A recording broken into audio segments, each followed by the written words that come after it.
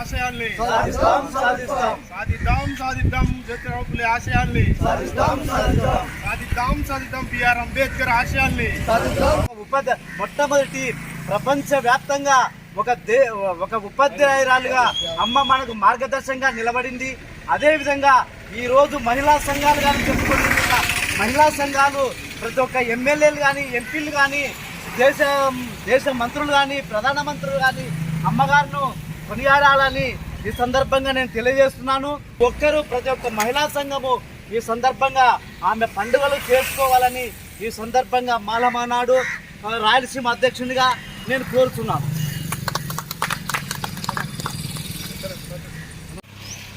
బడుగు బలహీన వర్గాలకు చదువుతోనే విముక్తి కలుగుతుందని చెప్పేసి గ్రహించినటువంటి గొప్ప సంఘ సంస్కర్త జ్యోతిరావు ఫులే సత్యమణి గారు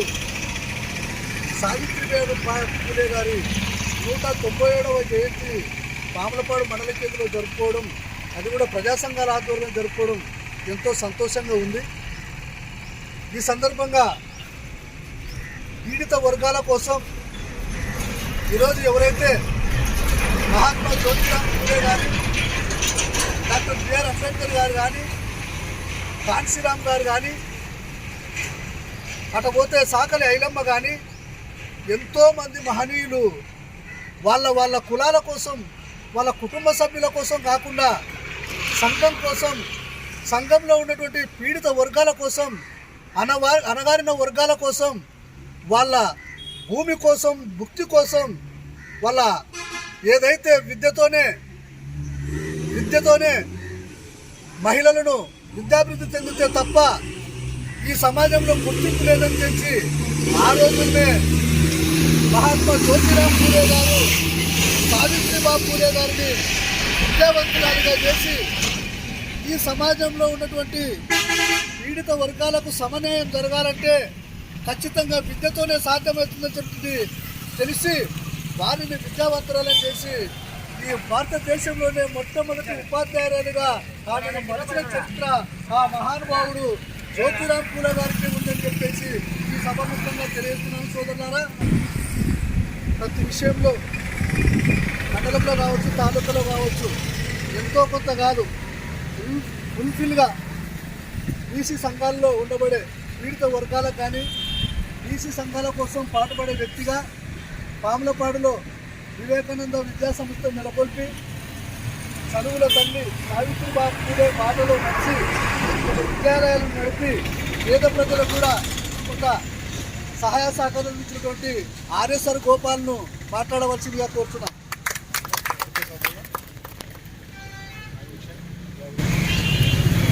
భారతదేశంలోనే ఒక సామాజిక సంఘ సంస్కర్తగా, ఉద్యమకారులుగా ప్రాచీన కాలం నుంచి నేటి దాకా ఉన్నటువంటి సామాజిక దృక్పథంలో పనిచేసినటువంటి ఏకైక వ్యక్తి మహాత్మా జ్యోతిరావు ఫులే. ఆయన సాధించినటువంటి ఎన్నో సంస్కరణల మూలంగా ఎన్నో లక్ష్యాలు నెరవేర్చినప్పటికీ భారతదేశం అభివృద్ధి చెందాలంటే మహిళా విద్య అవసరమని, మహిళల కోసం కావాల్సినటువంటి పాఠశాలల వసతులు లేకపోవడం వల్ల తన భార్యనే తొలి ఉపాధ్యాయులుగా తీర్చిదిద్ది సమాజంలో ఉన్న అన్ని వర్గాల బాలికల కోసం పాఠశాలను స్థాపించడానికి కృషి చేసినటువంటి ఏకైక వ్యక్తి మహాత్మా జ్యోతిరావు ఫులే. ఈ సందర్భంగా మహాత్మా జ్యోతిరావు ఫులే భార్య సతీమణి అయినటువంటి సావిత్రిబాయి ఫులే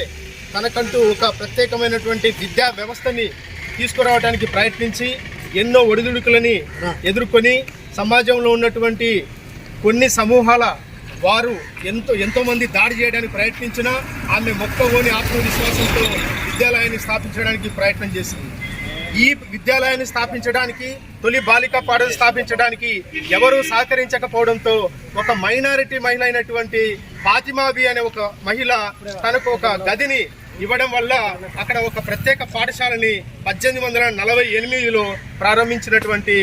సావిత్రిబాయి ఫులే ఈరోజు భారతదేశంలోని అన్ని విశ్వవిద్యాలయాల్లో, అన్ని కాలేజీల్లో, అన్ని పాఠశాలల్లో బాలికలు చదువుతున్నారు అంటే దానికి ప్రధాన కారణమైనటువంటి దేవతా మూర్తి లాంటి సావిత్రిబాయి ఫులే కృషి. ప్రధానంగా ప్రభుత్వంలో